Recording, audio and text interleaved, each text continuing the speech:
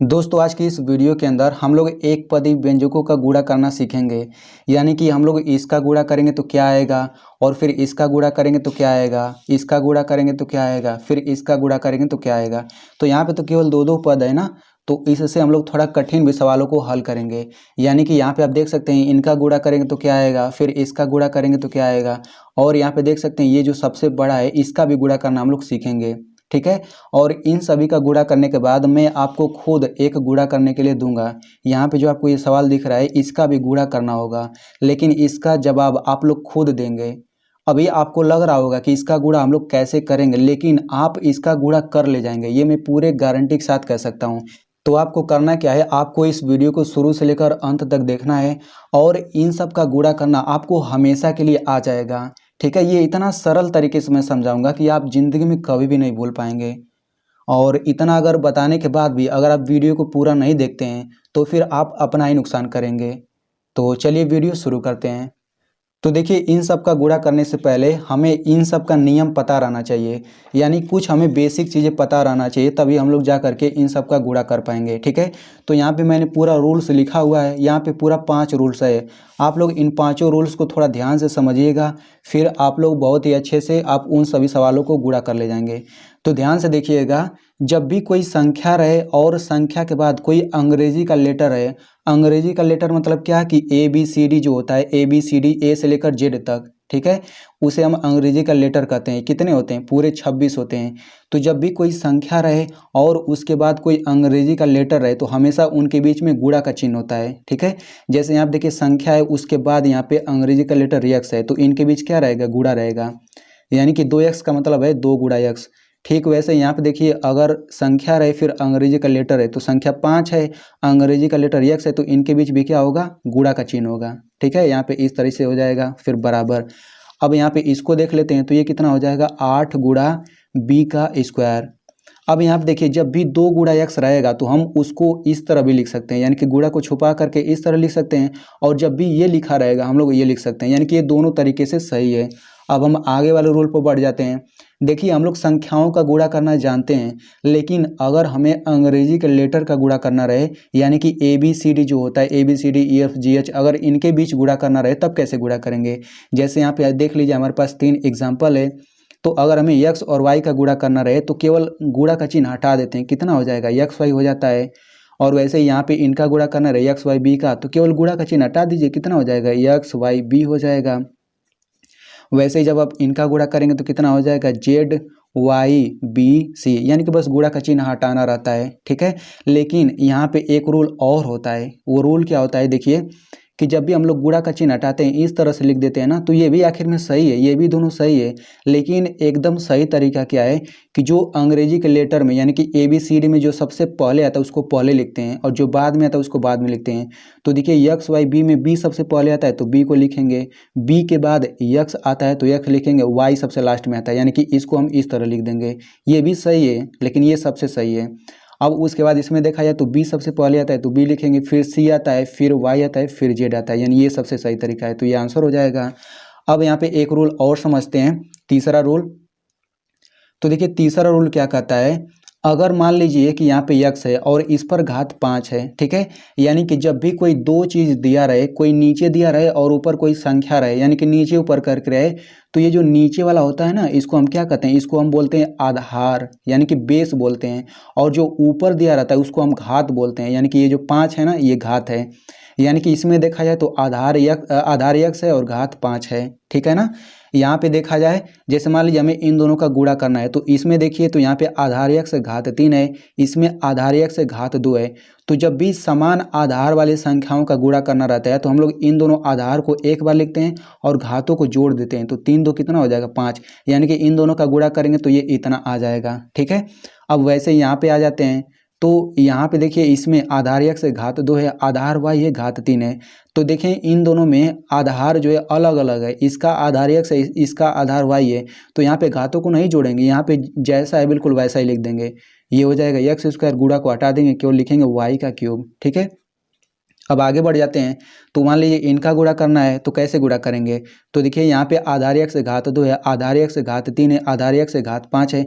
तो आधार सभी में x है ना, यानी कि आधार समान है। तो आधार को केवल एक बार लिखेंगे, फिर घातों को जोड़ देंगे। तो 2 3 5 5 5 10, यानी कि इन सभी का गुणा करेंगे तो ये इतना आ जाएगा। ठीक है, अब इसमें देख लेते हैं। तो यहाँ पे आप देख सकते हैं सभी का आधार y है, इसका घात 3 है, घात 2 है, घात 4 है। तो आधार को एक बार लिखेंगे, फिर घातों को जोड़ देंगे। 3 2 5 4 9, यानी कि इन सब का गुणा करेंगे तो ये आपका इतना आ जाएगा। ठीक है, इतना आप समझ चुके हैं। अब आगे बढ़ते हैं। तो जब भी देखिए माइनस माइनस का गुणा करेंगे तो वो प्लस होता है। ठीक है, ये तो आपको पहले से पता होगा, जब भी माइनस माइनस चिन्ह का गुणा करेंगे तो प्लस हो जाता है। अब आगे देखते हैं। देखिए कोई भी संख्या हो, चाहे कोई भी अंग्रेजी का लेटर हो ABCD Z तक, तो अगर वो अकेला लिखा रहता है, उस पर अगर कोई घात नहीं रहता तो हमेशा एक घात मान के चलते हैं। यानी कि यहाँ पे इसका मतलब क्या होगा, x पर घात 1 हम लिख सकते हैं, इसी तरह y पर घात 1 लिख सकते हैं, b पर घात 1 लिख सकते हैं। इसी तरह कोई संख्या रहे तो उस पर भी हम घात 1 लिख सकते हैं। ठीक है, तो आई होप आपको इतना सारा कुछ समझ आ गया होगा। अब देखिए सवाल कितना आसानी से हल होगा। चलिए अब हम लोग सवालों को हल करते हैं। तो पहला सवाल यहाँ पे, ठीक है, तो इसको कैसे हल करेंगे देखिए। तो यहाँ पे इन दोनों के बीच देखा जाए तो अंग्रेजी का लेटर x है, ये संख्या है, तो इनके बीच में क्या होगा, गुणा का चिन्ह होगा। तो यहाँ पे हम इसको गुणा कर लेते हैं, 2 गुणा x गुणा 4। अब इसके बाद हम लोग क्या करेंगे, देखिए जब इस तरीके से गुणा हो जाता है तो हम लोग संख्याओं को सबसे पहले ला देते हैं। तो संख्या 2 है, यहाँ पे संख्या 4 है, तो हम 4 को पहले कर लेते हैं। अब ये अंग्रेजी का लेटर जो है बाद में करते हैं। यानी कि जब भी गुणा के रूप में दिया रहे और उसमें संख्या रहे, फिर अंग्रेजी का लेटर रहे, तो हम संख्या को पहले लाते हैं और इंग्लिश वाले लेटर को बाद में लिखते हैं। अब यहाँ पे संख्याओं का गुणा कर लीजिए, 2 चौक 8 हो जाएगा, गुणा x है तो x लिख लीजिए। ठीक है, अब इसके बाद इसका मतलब क्या होगा, गुणा का चिन्ह छुपा देते हैं तो ये हो जाएगा 8x, यानी कि यही जो होगा इसका आंसर होगा। अब यहाँ पे इसको हल करते हैं। तो यहाँ पे संख्या हो गया, अंग्रेजी का लेटर होगा, तो इनके बीच में क्या होगा, गुणा का चिन्ह होगा। ऐसे यहाँ पे गुणा का उतार लेते हैं, फिर इनके बीच में गुणा का चिन्ह होगा, 4 गुणा y। फिर यहाँ पे संख्याओं को पहले कर लेते हैं, तो 3 गुणा 4 पहले आ गया, ये अंग्रेजी का लेटर बाद में कर लेते हैं, तो गुणा x गुणा y, इतना हो गया। अब यहाँ पे इनका गुणा करेंगे तो 12 हो जाएगा, यहाँ पे गुणा है तो गुणा लिखिए। फिर इनका देखिए ये अंग्रेजी वाले लेटर का गुणा हो गया ना, तो कितना हो जाएगा, केवल xy हो जाएगा, ये मैंने बताया हुआ है। अब यहाँ पे देखिए 12 हो गया, फिर यहाँ पे गुणा xy, तो गुणा का चिन्ह छुपा देते हैं, तो कितना हो जाएगा 12xy, यानी कि इनका गुणा करेंगे तो 12xy आ जाएगा। तो ये तो मैं अभी थोड़ा बड़ा इसलिए हो रहा है क्योंकि अभी मैं समझा रहा हूँ, लेकिन जब आप जितना प्रैक्टिस करेंगे ये आप केवल एक ही लाइन में डायरेक्ट लिख सकते हैं। ठीक है, डायरेक्ट 3 चौक 12 करेंगे, फिर xy करेंगे, आंसर हो जाएगा। अब इसको देखिए हल करते हैं। तो यहाँ पे आप लोग ध्यान से एक चीज़ समझिएगा कि यहाँ पे देखिए ये इसके पहले माइनस का चिन्ह नहीं है, इसके पहले भी माइनस का चिन्ह नहीं है। तो जब माइनस का चिन्ह नहीं रहता है तो हम कोष्टक नहीं लगाते हैं, लेकिन जब माइनस का चिन्ह लग जाता है तो हम कोष्टक लगाते हैं। जैसे मान लीजिए अगर यहाँ पे इसके आगे माइनस का चिन्ह रहता तो हम यहाँ पे कोष्टक लगा देते हैं।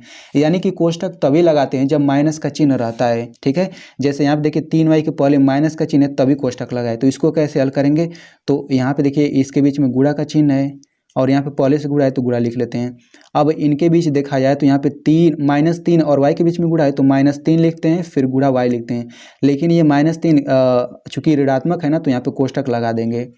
फिर संख्या 5 हो गया, ये दूसरी संख्या हो गया, तो पहले कर लेते हैं, तो 5 गुणा ये हो जाएगा -3 गुणा। अब यहाँ पे अंग्रेजी वाले लेटर को बाद में कर लेते हैं, तो x गुणा y हो जाएगा। अब इसके बाद क्या करेंगे देखिए, अब इनका गुणा करेंगे कितना आएगा, तो आप ध्यान से समझिए कि जैसे हमने इसको गुणा के रूप में किया तो आप शुरू से लेकर अंत तक देखेंगे केवल एगो माइनस का चिन्ह है यहाँ पे। तो जब अकेला माइनस का चिन्ह रहता है तो वो सबसे आगे आ जाता है, तो यानी ये माइनस का चिन्ह उठ करके यहाँ पे सामने आ जाएगा। ठीक है, अब 5 का 3 में गुणा करिए क्योंकि माइनस यहाँ पे आ गया है, तो 5 यहाँ 15 हो जाएगा, तो -15 हो गया। ठीक है, गुणा। अब इनका गुणा करेंगे तो XY आ जाएगा। अब ये गुणा का चिन्ह हटा लेते हैं तो ये हो जाएगा -15 और ये XY, यानी कि ये हो गया आंसर। अब इसको हल करते हैं, तो ये संख्या हो गया, ये अंग्रेजी का लेटर हो गया, तो इनके बीच में क्या होगा, गुणा का चिन्ह होगा, 4 गुणा x², फिर गुणा, इनके बीच भी गुणा का चिन्ह होगा, 5 गुणा x³। अब संख्याओं को पहले कर लेते हैं तो ये हो जाएगा 4 गुणा 5, फिर इनको बाद में कर लेते हैं तो ये हो जाएगा x² गुणा x³। अब इन दोनों का गुणा कर लेते हैं तो 4 × 5 = 20 हो जाएगा, फिर गुणा। अब इनका गुणा कैसे करेंगे, देखिए आधार x समान है तो घात जुड़ जाएगा, तो x पर हो जाएगा 2 3 5। अब यहाँ पे बीच का हम लोग गुणा का चिन्ह हटा देते हैं, तो 20x-5 यही जो होगा इसका आंसर हो जाएगा। तो आई होप आपको इतना सारा कुछ समझ आ गया होगा। चलिए अब हम लोग आगे वाले सवालों को हल करते हैं। तो अब हम लोग इनका हल करते हैं इनको। तो ये कितना हो जाएगा 7 गुणा x गुणा इनको हल करेंगे तो हो जाएगा 3 गुणा y, फिर गुणा इनको हल करेंगे तो हो जाएगा 2 गुणा d। ठीक है, इतना हो गया। अब संख्याओं को पहले कर लेते हैं। तो 7 गुणा 3 गुणा 2। अब अंग्रेजी के लेटर वाले को बाद में कर लेते हैं। तो x गुणा y गुणा d, यही तो होगा।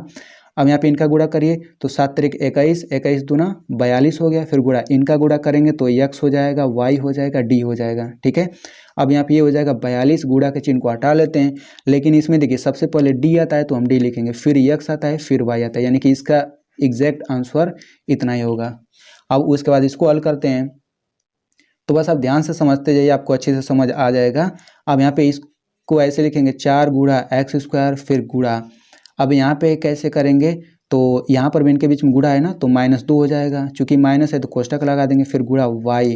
वैसे इसको करिए तो -3 हो जाएगा, फिर गुणा x हो जाएगा। ठीक है, अब कैसे हल करेंगे, तो संख्या ये रहा, संख्या ये रहा, और यहाँ पे संख्या सभी को एक साथ कर लेते हैं। 4 गुणा -2 गुणा -3, फिर गुणा। अब ये अंग्रेजी वाले लेटर को एक साथ करते हैं तो ये हो जाएगा x² गुणा y, फिर गुणा x, यही तो होगा।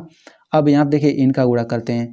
तो देखिए जब भी अकेला माइनस का चिन्ह रहता है तो वो सीधे आगे आ जाता है, लेकिन जब एक से अधिक रहता है तब क्या करते हैं, देखिए तो यहाँ पे ये माइनस इन दोनों का गुणा करेंगे। चूंकि गुणा करेंगे ना तो माइनस माइनस का गुणा करने पर क्या आता है, प्लस आता है।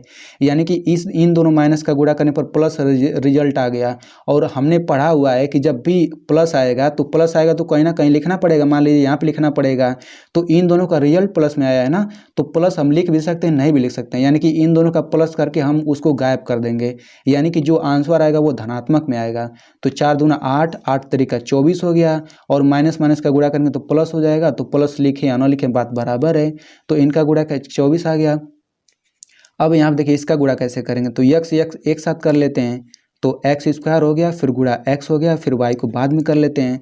तो ये हो जाएगा 24। अब देखिए x पर 1 घात कर सकते हैं कि नहीं। अब यहाँ पे आधार दोनों समान है तो x पर 3 घात हो जाएगा ना, 2 1 3, तो 3 घात हो गया। फिर यहाँ पे y, यानी इसका आंसर इतना आ गया। अब इसका हम लोग इसको कैसे हल करेंगे, देखिए ये थोड़ा बड़ा है लेकिन आप लोग ध्यान से समझिएगा।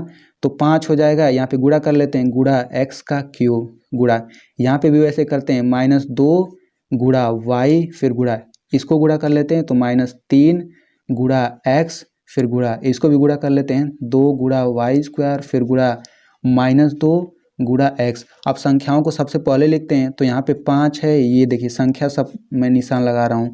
तो ये हो जाएगा 5 गुणा -2 गुणा -3 गुणा फिर 2 ये वाला, फिर ये -2, ये हो गया।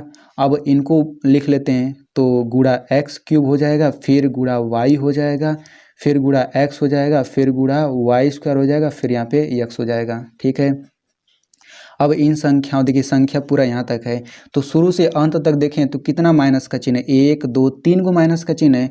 तो देखिए अगर इस दोनों माइनस का गुणा करेंगे तो प्लस आ जाएगा, और प्लस गायब हो जाएगा, केवल यही एक ही माइनस बचेगा ना, तो ये माइनस सामने आ जाएगा। अब गुणा कर लीजिए, 5 दूना 10, 10 तिया 30, 30 दूना 60, 60 दूना 120, यानी कि -120 आ गया। और इनका गुणा कैसे करेंगे, ये हो जाएगा गुणा x वाले जो है उनको एक साथ कर लेते हैं। तो ये हो जाएगा x³ गुणा x गुणा x, लास्ट में बचेगा ये y दोनों, तो y गुणा y², कुछ भी छूटना नहीं चाहिए। ये हो जाएगा -120। इनका ये देखिए x आधार समान है तो घातों को जोड़ लेंगे ना, तो कितना हो जाएगा, x पर 3 2 5, और यहाँ पे y पर 1 घात कर लेते हैं तो y पर कितना हो जाएगा, y पर 3 घात, यानी कि ये हो जाएगा आंसर। तो अब आप लोग इसको हल करके इसका जवाब आप लोग कमेंट बॉक्स में ज़रूर दीजिए, और इस वीडियो को अपने दोस्तों के साथ ज़रूर शेयर करिए, क्योंकि ये वीडियो बहुत ही महत्वपूर्ण है।